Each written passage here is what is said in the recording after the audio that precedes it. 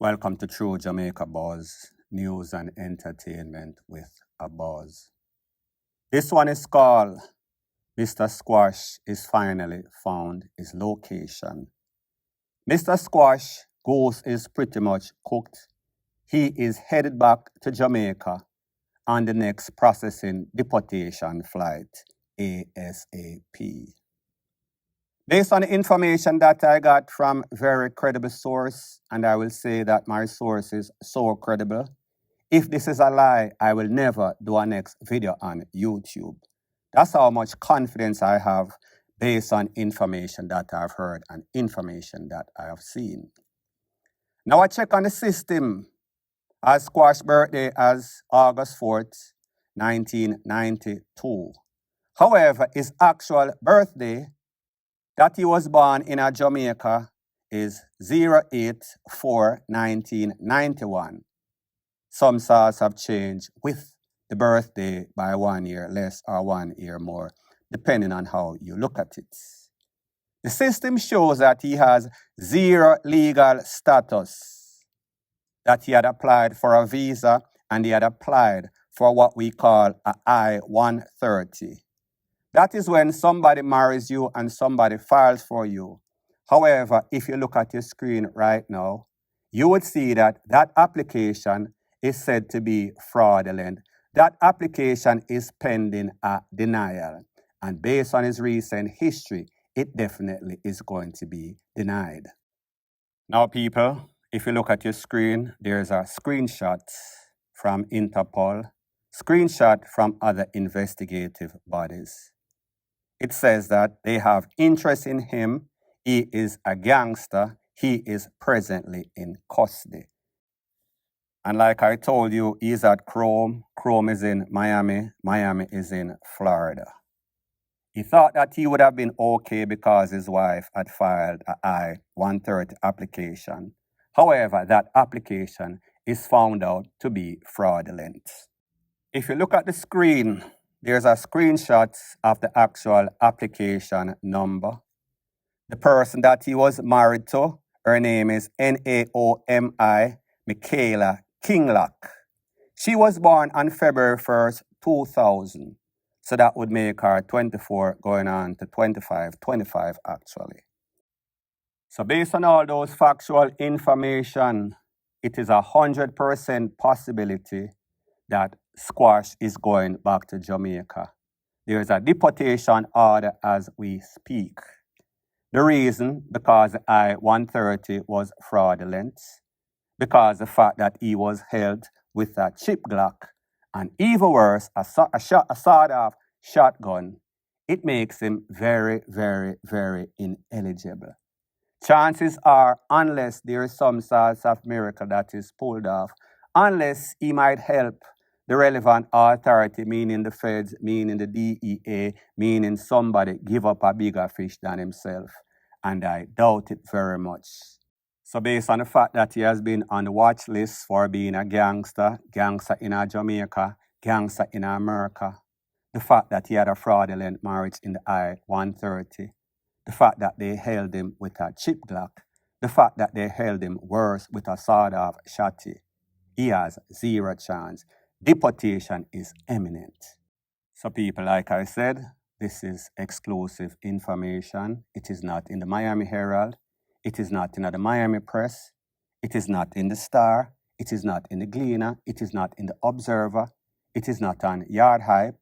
It is exclusively from here. You know exactly what that means. Point blank and period.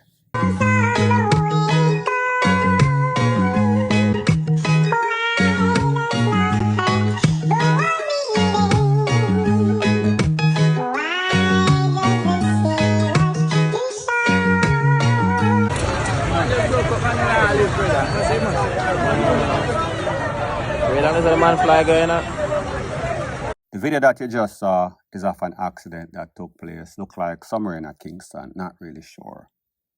Where we saw that 3 police officers on bike, maybe quick response team, not 100% sure. They were in a haste to go somewhere, but what we did not notice or what we did not hear is any sorts of siren, any sorts of flashing lights. What we observe is that these officers did not follow the protocol as it pertains to the red light, green light, who have the right of way and who don't. And it almost cost this officer his life. He ended up colliding with a taxi, or a taxi ras him off of the bike. He was flung across the street, obviously because of YouTube's policy. I could not show you that part. What this speaks, it speaks volume about indiscipline. It speaks volume about indiscipline of the persons that are supposed to be setting the rules and law. And I understand if it is an emergency situation, you have to be moving hastily. However, you have to be moving with safety and precaution or caution. And we see that that protocol was not followed. Hopefully, this officer learns from his mistake. Hopefully, this officer is good.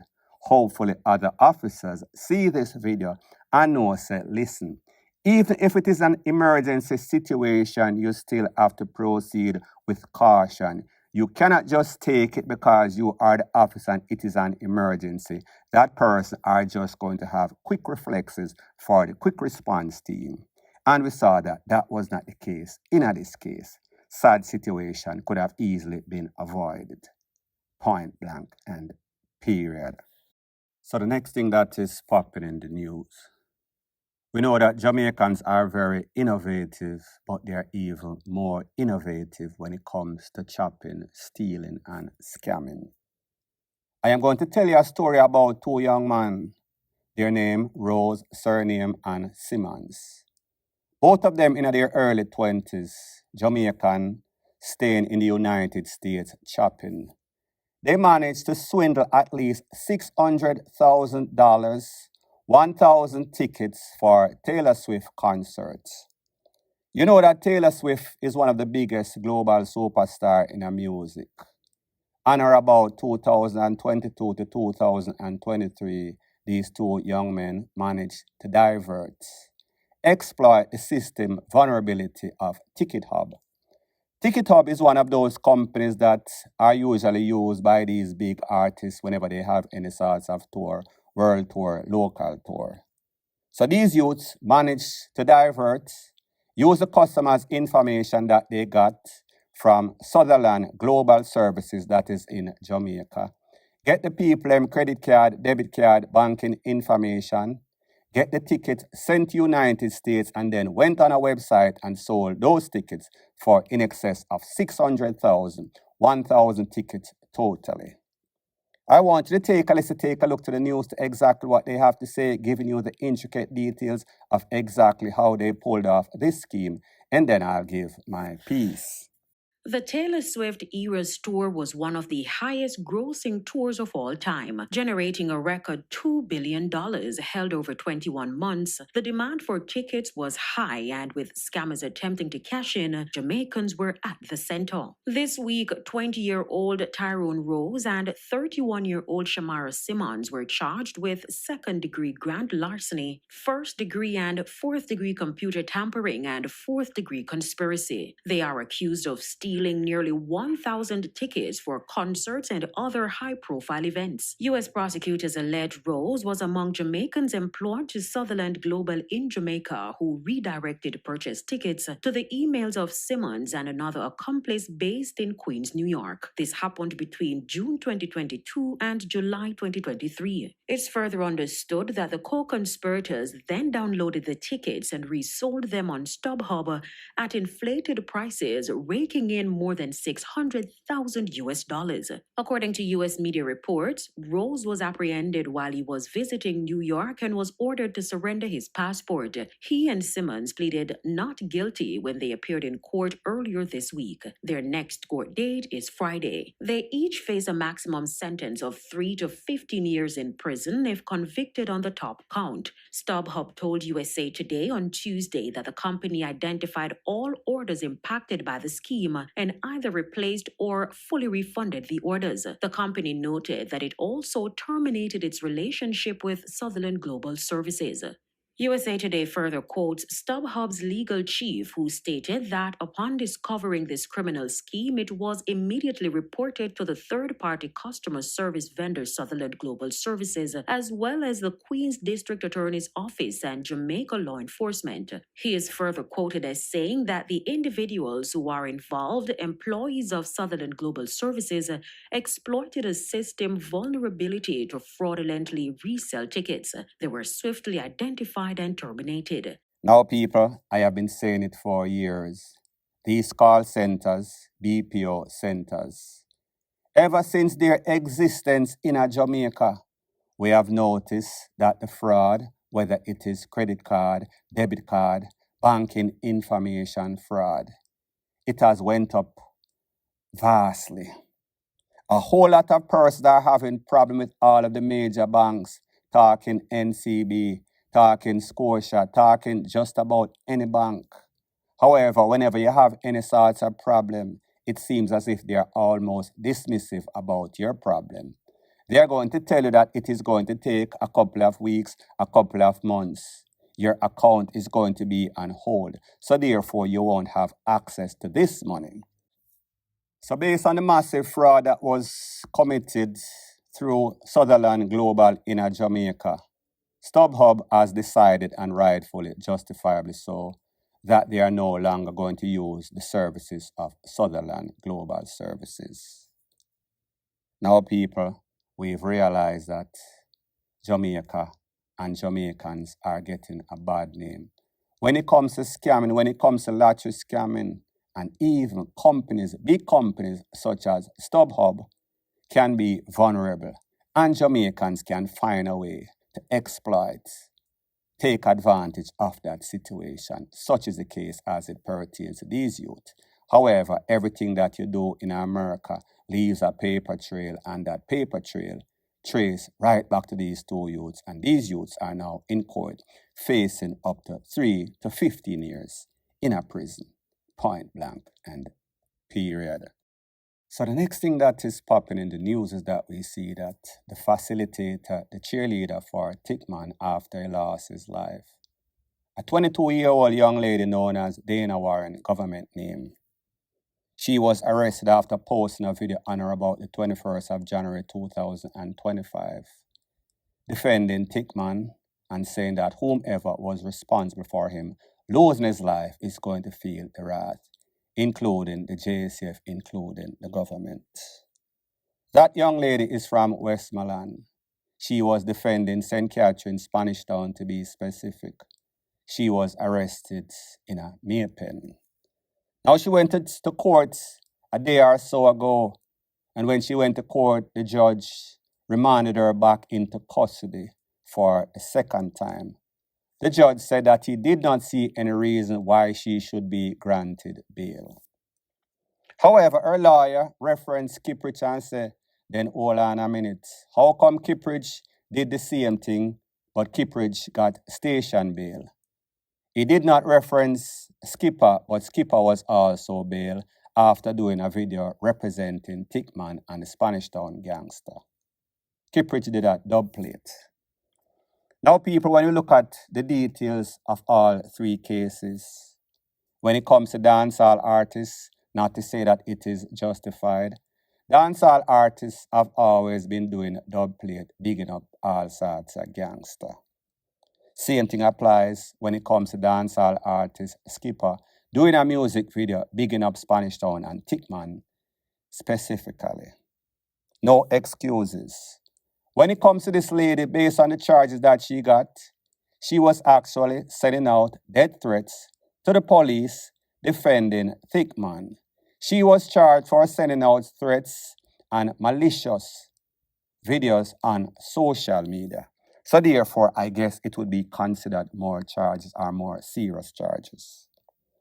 Now, people, when we think about what is going on in our judicial system with these judges and the amount of persons that are charged for serious crimes, including murder, whenever them come out and there's any confrontation with the police, the first thing that you hear is either they was on bail, absconded bail, or they were out on bail and committing even more serious crimes.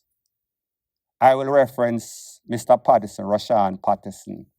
Look at the amount of crimes that he committed.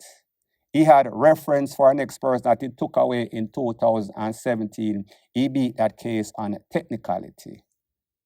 He was robbing people, charged in about February or question and answer in about February of 2025 for going on some sorts of robbery. However, he was going to court, he was on bail because the judge had some sorts of sympathy party and granted him bail. So I say this to say that if those persons qualify for bail, notorious gangsters, murderers, and I am not trying to say that this lady should be granted bail. And I think that the reason why the judge is probably giving her a hard time is the fact that she was denying that she knows Thickman, she knows anything about Spanish Town, St. Catherine. The fact that she made threats at the police and the system. And the fact that she's probably telling lies in her court, trying to not deny, not be remorseful, and not to accept her wrongs. Because based on the other persons that got bail, if they qualify, then she definitely qualify. So I say this to say that if you are going to be strict across the board. You cannot be letting out notorious criminals, murderers, extortionists, and then holding a lady with a lobber mouth that probably just talking, probably just having sex with the gangster, but is not really gang related. Not to say that she is not, but me just as say. Something is not very consistent, point blank and period. So the next thing that is popping in the news is that we see that the police, JCF special operation, they've been batting 100% when it comes to confrontation. This video is called Another One Bites the Dust. And by another one, I am speaking about a 35-year-old man known as Junior James, O.C. Shotty. I guess he thought that he was Jesse James and he thought that he was in a confrontation at the OK Corral. However, it did not end up very okay for him. He was actually sent to the afterlife. According to the news report, it is said that at about 6 a.m., Specialized Force went to Savlamar, which is in Westmoreland. Upon reaching the premises, you know the cliche script, they came under fire, returned fire after the smoke cleared. Mr. James was seen clutching on to his life, clutching on to his tool. It is said that they recovered a submachine gun with 4 rounds in it. Based on the police report, it is said that this individual was wanted for all sorts of crime from A to Z, specifically shooting with intent, murder, and extortion, amongst other stuff, like I said, from A to Z. Well, people, it seems as if he met his Waterloo. It seems as if he met his destination, which is doom, which is the afterlife.